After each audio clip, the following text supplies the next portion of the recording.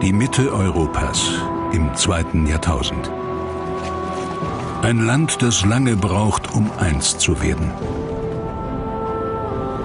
Menschen, die sich erst im Laufe der Jahrhunderte als deutsch verstehen. Wer sind wir? Woher kommen wir?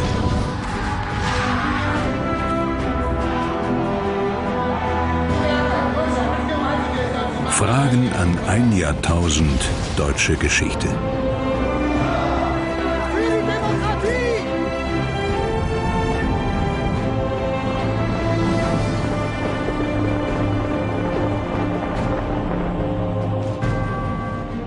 Er ist Kaiser der Franzosen und will auch über Deutschland herrschen. Als General der Revolution weckt er die Hoffnung auf Freiheit. Als Kriegsherr bringt er die Deutschen gegen sich auf. So wird er, gegen seinen Willen, zum Erwecker der Nation.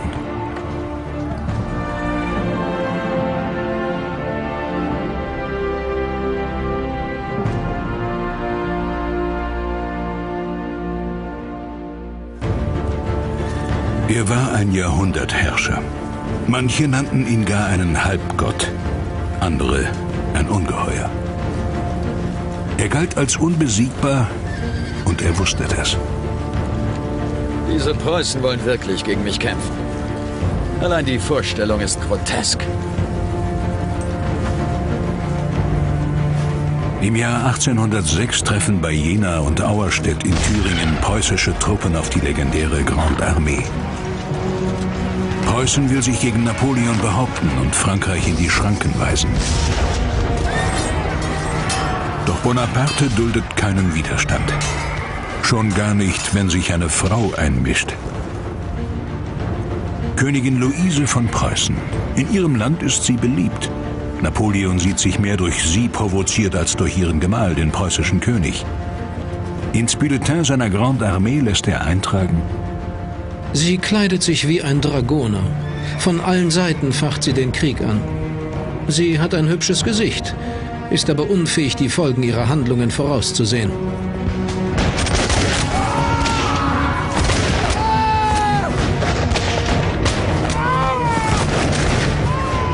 Tatsächlich erlebt die ehemals so siegreiche Armee der Hohenzollern bei Jena und Auerstedt ein Inferno. Einmal mehr triumphiert das bewegliche französische Heer über starr geführte Truppen.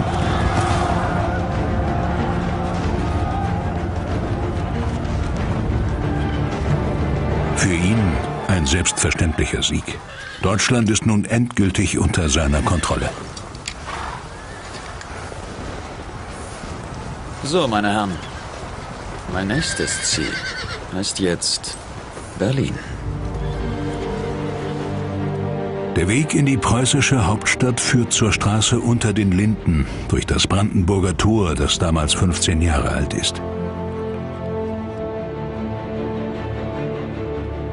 Zu Beginn des 19. Jahrhunderts ist es die westliche Pforte der Metropole, in der schon 180.000 Menschen leben. Über die Epochen hinweg wird dieses Tor zum Symbol. Für die Höhen und Tiefen deutscher Geschichte. Für ihre Abgründe und Sehnsüchte. Im Jahr 1806 zieht hier der Sieger über Preußen ein, Napoleon, und weckt zunächst Hoffnungen. Vive l'Empereur, es lebe der Kaiser, tönt es aus der Menge. Napoleon ist der Medienstar seiner Zeit. Er hat sich ja auch wunderbar selbst inszeniert. Viele haben gejubelt am Anfang, solange sie ihn als Freiheitsbringer wahrnehmen konnten, solange sie ihn auch als Kriegshelden bestaunen konnten und die Belastung noch nicht so groß war, gab es ja durchaus diesen Jubel. Die Quadriga wird als Beutestück nach Paris verfrachtet. Eine erste Demütigung. Weitere werden folgen. Preußen, das in den Jahren zuvor oft Nutznießer französischer Politik war, soll für seinen Widerstand einen hohen Preis bezahlen. Im ostpreußischen Tilsit diktiert der französische Kaiser 1807 seine Friedensbedingungen. Hier trifft er auf jene Frau, die er zuvor verhöhnte. Für Königin Luise ist Bonaparte ein Scheusal.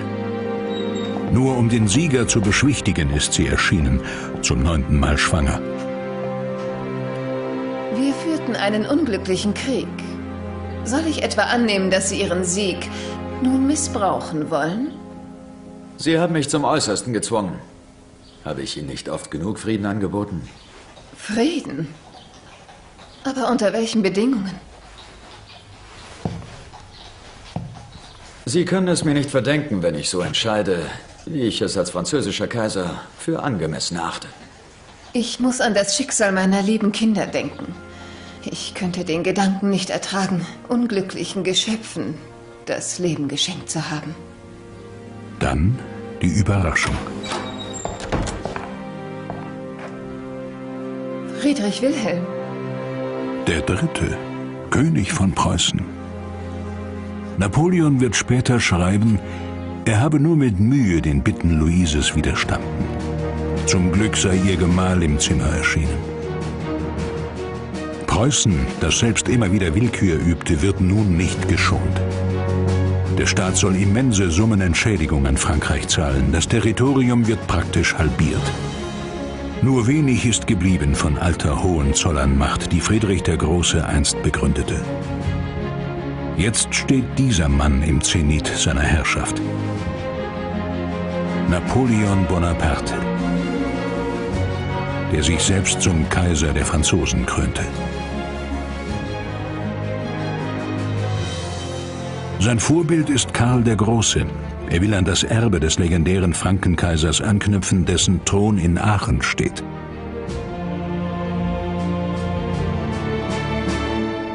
Napoleon versucht, sich in die Tradition Karl des Großen zu stellen. Er braucht schlicht und ergreifend eine Legitimation für seine Herrschaft. Er ist ja ein Emporkömmling, er entstammt nicht den führenden Familien Mitteleuropas und er versucht jetzt gewissermaßen, sich eine dynastische Grundlage zu geben. Und tut dies mit aller Pracht. Diesen Monarchen zwang Napoleon 1806 zur Abdankung. Franz II., bisher Kaiser des Heiligen Römischen Reiches deutscher Nation. Künftig Kaiser allein von Österreich. Das alte römisch-deutsche Reich hielt dem Eroberer nicht stand. Es bestand neben den größeren Mächten aus Hunderten kleiner Territorien. Die Mitte Europas glich einem Puzzle. Napoleon räumte damit auf und fand dafür deutsche Verbündete. Das ist sein Anspruch, dieses Europa zu verändern, und zwar in Richtung mehr Einheit, weniger Staaten, einen an der Spitze, handlungsfähig nach innen und nach außen. Mit Beteiligung deutscher Herrscher machte Napoleon Schluss mit der Zersplitterung. Zuvor unabhängige Reichsstädte wie Rothenburg ob der Tauber fielen an mächtigere Landesherren wie den bayerischen. Geistliche Territorien wurden weltlich, das Fürstbistum Würzburg Großherzogtum.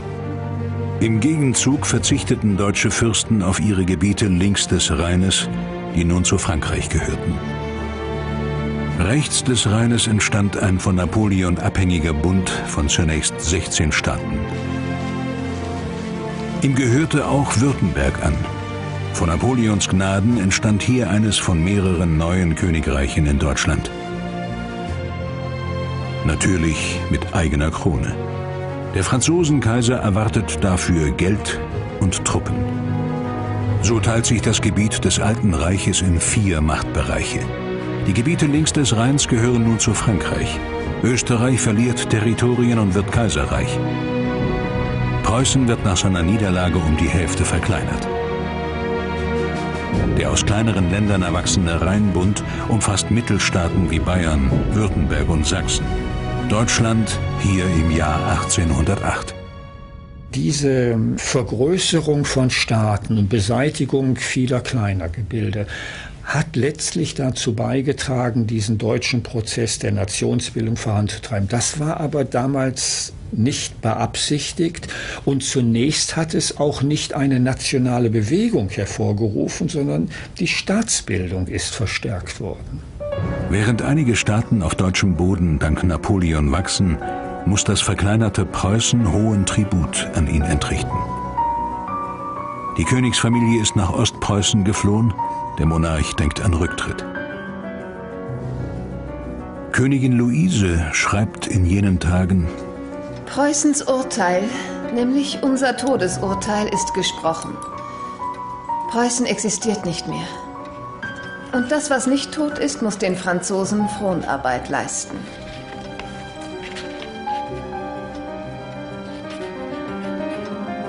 Gesucht wird ein Retter. Die Königin glaubt zu wissen, wer sich dazu eignet. Ein berüchtigter Trotzkopf.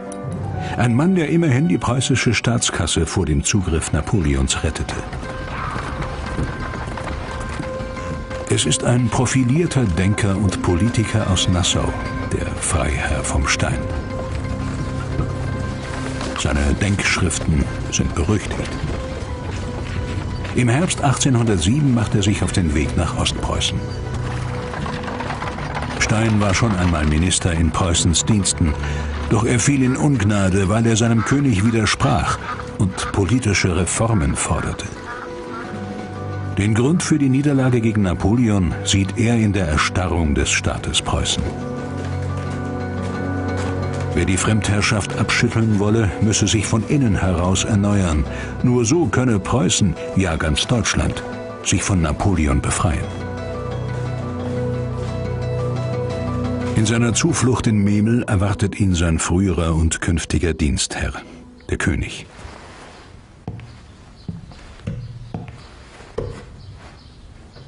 Sie wissen, unter welchen Umständen wir uns einst trennten.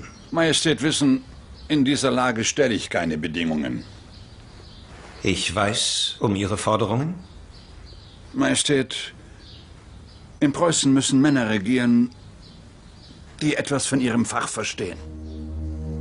Stein will den Monarchen und den Adel in die Schranken weisen. Ich erwarte Ihre Vorschläge.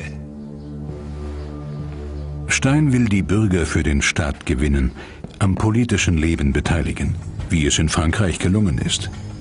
Was er fordert, ist allerdings nicht die Revolution von unten, sondern die Reform von oben.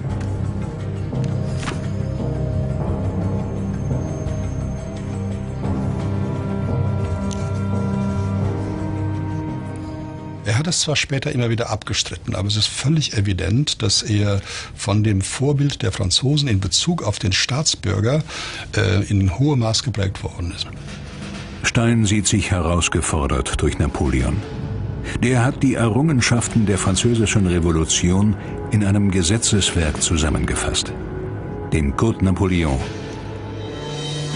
Die Kräfte der Revolution hat er gebändigt. Bürgerrechte, Gleichheit vor dem Gesetz, Befreiung der Bauern, Religionsfreiheit, Verfügung über das Eigentum. Das will Napoleon auch auf deutschem Boden zur Geltung bringen. Der Rhein wird zum Spiegel des Fortschritts. Links des Stromes wird der Code Napoleon eingeführt. Doch auch im Rheinbund sind die Gesetze gültig oder Vorbild, schaffen Hoffnung für die Bürger. Sie sollen merken, dass es Gleichheit vor dem Gesetz gibt. Sie sollen merken, dass es ihnen wirtschaftlich besser geht, dass es gerecht zugeht, dass es eben keine adeligen Vorherrschaften mehr gibt, keine Privilegien. Und so macht man zunächst mal die Gesetzeslage. Der Freiherr vom Stein will auch reformieren, doch nicht mit, sondern gegen Napoleon. Und sein Einflussgebiet ist Preußen. Die Macht von Adeligen will auch er beschränken. Ihm und anderen Reformern geht es nicht um eine Demokratie oder Republik. Es geht um Schritte zu mehr Selbstverantwortung. 3/4 der preußischen Bevölkerung lebt um 1800 auf dem Lande, wie in ganz Deutschland. Fast die Hälfte der Familien ist arm und ohne Besitz. Ziel der Reformer ist, die Menschen aus der Bindung an den Gutsherren zu lösen.